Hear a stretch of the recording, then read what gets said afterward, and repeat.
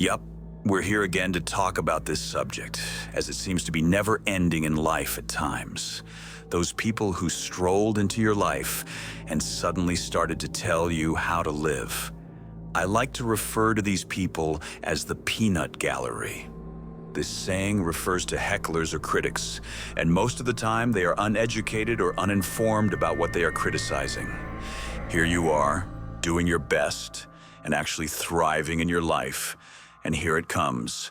Another unsolicited lecture from someone who apparently believes they've been appointed the supreme judge of your life choices. Honestly, you'd think after successfully navigating the existential minefield that is adulthood, like paying taxes, being successful at your job, paying your bills, striving to be better than yesterday, and occasionally remembering to eat something other than takeout, people would assume you possess a modicum of competence. But no, apparently, your very existence is a canvas for everyone else's projections and misguided attempts at improvement. Let's be clear, this isn't about helpful advice from people who genuinely care about you and your well-being. We all have those folks, the ones who offer a listening ear and provide thoughtful and wanted suggestions when we are genuinely struggling. This is about those others, the ones who, with the air of a benevolent dictator, feel entitled to dictate who you hang out with, how you spend your free time, and whether your choice of breakfast cereal is sufficiently nutritious for a grown-up. Spoiler alert, Lucky Charms are a balanced breakfast, if you believe hard enough. But what drives this bizarre behavior? Well, psychologists have a field day with this. The big reason for this is projection. These individuals are often unconsciously projecting their own insecurities, fears, and unmet desires onto you.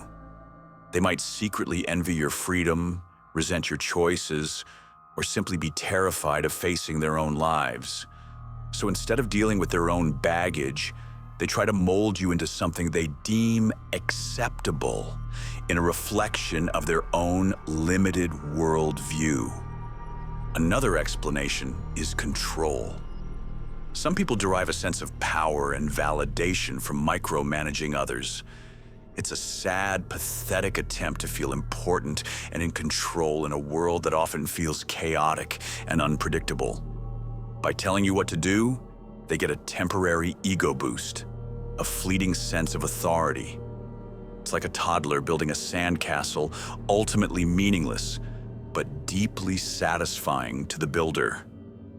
And then there's the good old cognitive bias. They genuinely believe they know what's best for you, based on their own experiences and limited perspectives. They're stuck in their own little echo chamber, or ego chamber, if you will. They're convinced that their way is the only way. It's like arguing with someone who insists that gravity isn't real, despite overwhelming scientific evidence. You just want to bang your head against the wall. But here, my friends, is the undeniable truth. You are an adult. You are not a puppet. You are not a blank slate waiting to be filled with someone else's opinions. You get to make your own choices, even if those choices involve questionable fashion decisions or an excessive love of reality TV. As the great Eleanor Roosevelt said, no one can make you feel inferior without your consent. And frankly, you're not consenting. In fact, you can flat out refuse to let someone else's baggage dictate your happiness or your decision-making. There are things that you can do when you're faced with this onslaught of unsolicited guidance. Here are a few suggestions, seasoned with a healthy dose of sarcasm and self-respect. Gray rocking. Become the most boring person imaginable. Offer bland, non-committal responses. Oh, really? That's interesting. I'll consider that. The goal is to make yourself so uninteresting that they eventually lose interest in trying to control you. Boundaries, darling, boundaries. This is crucial. Firmly, but politely. Let them know that you appreciate their concern, but you are perfectly capable of making your own decisions. I appreciate your input, but I've got this. The broken record. If they persist, repeat your boundary statement like a broken record. Do not engage in arguments or justifications. Just keep saying the same thing. I understand your perspective, but I'm making my own choices.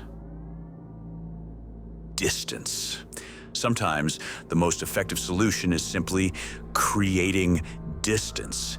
Limit your interactions with these individuals, or if necessary, cut them out of your life entirely. Your mental health is not negotiable. Remember your worth. In the words of Maya Angelou, you alone are enough. You have nothing to prove to anybody. You are worthy of respect and independence, regardless of what anyone else thinks. Embrace your imperfections, celebrate your uniqueness, and live your life on your own terms. In the end, the most important thing is to remember that you are in charge of your own narrative. You are the author of your own story. Don't let anyone else write it for you. The peanut gallery can yell all they want, but their opinions are ultimately irrelevant. Your life, your rules. Remember, you are always in control of yourself. Do things that make you happy, not someone else.